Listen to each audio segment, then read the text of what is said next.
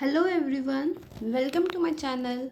In this video lecture, we are going to discuss about prokaryotic cells.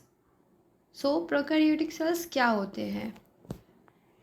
The prokaryotic cells are represented by bacteria, blue-green alga, mycoplasma, and PPLO, that is pneumonia-like organism. So, prokaryotic cells के examples है हमारे पास. Bacteria होते हैं prokaryotic cells, blue green alga इसी के अंदर आता है, माइकोप्लाज्मा आता है इसके अंदर, और पीपीएलओ. ये सारे ऑर्गेनिजम्स जो हैं वो प्रोकैरियोट्स के अंदर ही आते हैं. सो प्रोकैरियोटिक सेल्स होते क्या है, जैसे कि हमने अभी पहले भी डिस्कस किया है कि जो प्रोकैरियोटिक सेल्स है उनके पास वेल डिफाइंड न्यूक्लियस नहीं होता. ठीक है, तो जो न्यूक्लियस होता है ना वो ऐसी जस्ट सेल के अंदर रहता है बिना किसी defined proper defined nuclear membrane के. सो they are generally smaller and multiply more rapidly than the eukaryotic cells. तो ये जो organisms होते हैं सिंगल सेल के तो होते ही हैं, साथ में इनको मल्टीप्लाई करने के लिए ज़्यादा टाइम नहीं, मतलब इसको बहुत ही कम टाइम चाहिए होता है इनको डिवाइड करने के लिए, और ये स्मॉलर होते हैं, बहुत ज़्यादा छोटे होते हैं.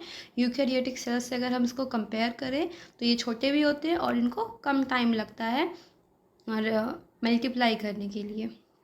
दे may vary greatly in shape and size. हम इसका शेप और साइज़ में अगर हम देखें ना तो ये बहुत ही ज़्यादा वेरी करते हैं, मतलब बहुत सारे डिफरेंट टाइप के इनके अलग अलग तरीके के इनके शेप्स होते हैं और बहुत सारे डिफरेंट साइज़ के ये मिलते हैं एनवायरनमेंट में हमारे.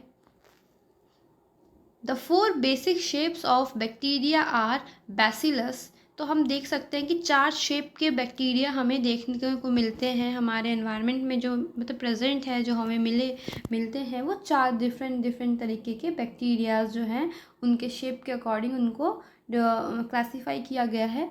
तो पहला है हमारा बैसिलस. बैसिलस का मतलब होता है रॉड लाइक. तो बैसिलस बैक्टीरिया जो होते हैं वो रॉड लाइक शेप के दिखते हैं. फिर आता है कॉकस. कॉकस हमारा स्फेरिकल मतलब सर्कुलर शेप का होता है. फिर आता है विब्रियो. विब्रियो मतलब कॉमा शेप बैक्टीरिया को हम कहते हैं विब्रियो. एंड आता है फिर next 4th one spirillum. Spirillum जैसे इसके नाम से पता चल रहा है इसका जो शेप है वो स्पाइरल शेप का बैक्टीरिया होगा. The organization of the prokaryotic cells is fundamentally similar even though prokaryotes exhibit a wide variety of shapes and functions. तो हम क्या देख सकते हैं कि ये जो होते हैं प्रोकैरियोट्स ना, ये वैरायटी ऑफ शेप्स के होते हैं और वैरायटी ऑफ फंक्शंस को ये परफॉर्म करते हैं. प्रोकैरियोटिक सेल्स जो होते हैं ना, ये इनका जो ऑर्गेनाइजेशन है वो तो सिमिलर ही होता है, सबका ऑलमोस्ट सिमिलर होता है, लेकिन जो ये फंक्शन परफॉर्म करते हैं और वो उनके शेप्स जो होते हैं, उनके जो फंक्शंस होते हैं वो काफ़ी ज़्यादा वेरी करते हैं, बहुत ज़्यादा डिफरेंट फंक्शंस परफॉर्म करते हैं उनके शेप्स के अकॉर्डिंग. नेक्स्ट है all prokaryotes have a cell wall surrounding the cell membrane. तो सारे प्रोकैरियोट जितने भी होते हैं ना उन सब के पास क्या होता है, सेल वॉल होता है. जैसे कि हमारे प्लांट सेल में भी सेल वॉल होता है बाहर प्रेजेंट, वैसे ही लेकिन ये अलग तरीके से मिलके बना हुआ रहता है. प्लांट सेल का जो सेल वॉल है वो अलग मटेरियल से बनता है, मिलके बनता है, और इसका जो है वो अलग से बनता है. लेकिन प्रेजेंट प्रोकैरियोट्स में भी होते हैं सेल वॉल्स. तो prokaryotes have cell wall surrounding the cell membrane except in. तो एक्सेप्शन हमें यहाँ पे देखने को मिलता है माइकोप्लाज्मा जो है ना सेल, उसके जो आउटर कवरिंग है वो सेल वॉल जो है वो नहीं होती है, उसका सेल मेम्ब्रेन ही नहीं होती है. लेकिन उसके अलावा जितने भी प्रोकैरियोटिक सेल्स होंगे वहाँ पे हमें क्या देखने को मिलेगा, cell wall. The fluid matrix filling the cell is the cytoplasm. तो हमें पता चल रहा है कि जो भी सेल के में जो फ्लूइड मैट्रिक्स है वो क्या है, वो साइटोप्लाज्म है. जितना भी स्पेस होता है ना खाली उसमें साइटोप्लाज्म फिल रहता है. There is no well defined nucleus. और इसका क्या है, कोई वेल डिफाइंड न्यूक्लियस नहीं है, न्यूक्लियर का प्रॉपर मेम्ब्रेन है ही नहीं उसकी. अगर है भी तो बिल्कुल टूटी फूटी, मतलब बिल्कुल ऐसी रहेगी एकदम डिस्पर्स की, बिल्कुल भी वैसे लगेगा नहीं कि वो प्रॉपर तरीके से कवर्ड है.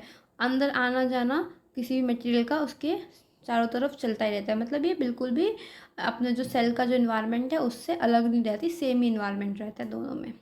Genetic material is basically naked. इसका जो जेनेटिक मटेरियल है ना सेल क्या, वो क्या है, नेक्ड है। नेक्ड मतलब वो पूरा खुला हुआ है, पूरा सेल के अंदर बिखरा हुआ है, सेल के अंदर सेल के सेम इन्वायरमेंट पे हुआ है, क्योंकि उसका कोई कवरिंग ही नहीं है, उसकी मेम्ब्रेन ही नहीं है, तो वो बिल्कुल नेक्ड है।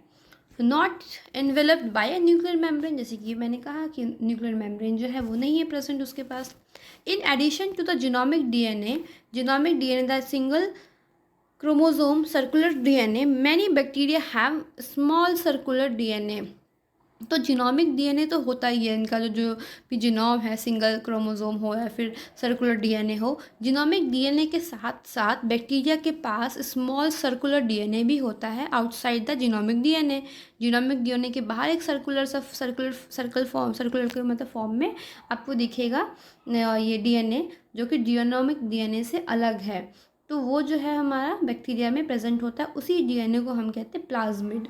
तो ये भी इम्पॉर्टेंट है कि प्लाज्मिड क्या होते हैं और कहाँ प्रेजेंट होते हैं। तो प्लाज्मिड जो है वो बैक्टीरिया में होते हैं और वो जीनोमिक डीएनए से अलग होते हैं, सर्कुलर फॉर्म में प्रेजेंट होते हैं जीनोमिक डीएनए के आउटसाइड में, उसको हम कहते हैं plasmid. The plasmid DNA confirm certain unique phenotypic character. तो प्लाज्मिड डीएनए जो होता है ना, वो कुछ फिनोटिपिक कैरेक्टर को ना बताता है, मतलब कुछ फिनोटाइपिक कैरेक्टर को करने के लिए ये रिस्पॉन्सिबल होता है। बैक्टीरिया में जो हमारे जी प्रेजेंट होते हैं, बैक्टीरिया में जो प्लाज्मिड डीएनए प्रेजेंट होते हैं ना, वो क्या करते हैं, कुछ बैक्टीरिया के फिनोटाइपिक कैरेक्टर को डिसाइड करने में हेल्प करते हैं और फिनोटाइपिक कैरेक्टर को करवाते हैं।